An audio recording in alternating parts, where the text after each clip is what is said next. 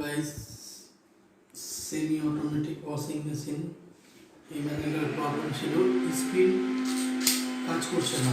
এই দেখছেন, এটা স্পিড টাইমার। এই টাইমারটার সমস্যা হচ্ছে যে যখন আমি এটাকে টাইম দিব এটা ধরে থাকবে, কিন্তু ধরে থাকছে না। দেখছেন আপনারা, এটা ছেড়ে দিচ্ছে অটোমেটিক। তো এটা আমরা এর আগের দিন চেক করেছিলাম, এটা খারাপ আছে। তো আজকে আমরা এটা একটা সেট নিয়ে এসেছি নতুন, এটা আমরা লাগাবো।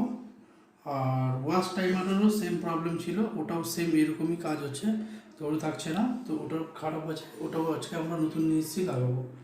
তো এই যে দেখেন, এটা আমরা স্পিড টাইমার, এই যে টাইমারটা আমি সেটিং করেছি, এই যে দেখেন এদিকে লক লাগিয়েছি, লাগাবার পর দেখেন এখন টাইম দিচ্ছি, এটা কাজ করছে, এটা ঠিকঠাক কাজ করছে, এটা অটোমেটিক অফ হচ্ছে না, বুঝতে পারছেন।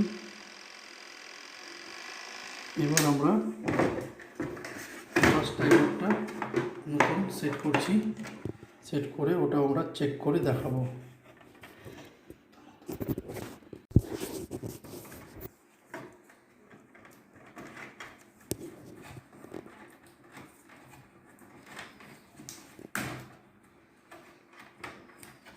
এখন আমরা স্পিন টাইমারটা লাগানো কমপ্লিট হয়ে গেছে নতুন, আর ওয়াশ টাইমারটা পুরোনোটা খুলে নতুনটা লাগাচ্ছি, লাগিয়ে ওটা আমরা চেক করব কাজ করছে কিনা ঠিকঠাক।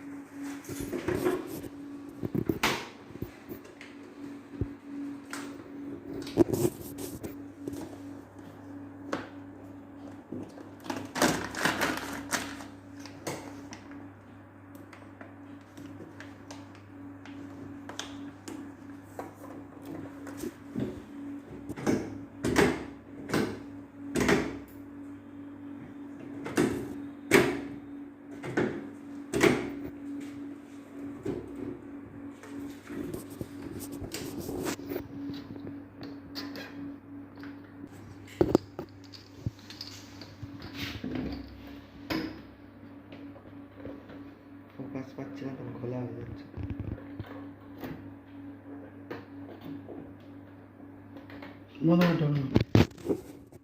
গাইস, আমরা পুরো সেটআপ চেঞ্জ করে দিয়েছি, চেঞ্জ করার পরে স্পিড আমরা চালিয়েছি, স্পিড ঠিকঠাক কাজ করছে এবং ওয়াশও ঠিকঠাক কাজ করছে। তাহলে তোমরা দেখলেন যে এই স্পিড টাইমার যেটা প্রবলেম ছিল, অটোমেটিক ছেড়ে দিচ্ছিল, ওটা নতুন লাগিয়ে এখন কাজ করছে, স্পিন ঘুরছে ঠিকঠাক, শুকানোর কাজ ভালো হচ্ছে। এবং ওয়াশ টাইমারটাও সেম প্রবলেম ছিল, এখন এটা নতুন লাগানো হয়েছে, নতুন লাগিয়ে এটাও এখন সেম কাজ করছে। ওয়াশের যে মোটর ওটাও ঠিকঠাক ঘুরছে, গিয়ার বক্স ঠিকঠাক কাজ করছে, স্পিনও ঠিকঠাক কাজ করছে। ঠিক আছে, তাহলে পরের ভিডিওতে আবার দেখা হবে। আর ভিডিওটি ভালো লাগলে লাইক, কমেন্ট এবং শেয়ার করবেন। যারা ইউটিউব থেকে দেখছেন আমার চ্যানেলটিকে সাবস্ক্রাইব করে নেবেন এবং ফেসবুক থেকে যারা দেখছেন আমার পেজটিকে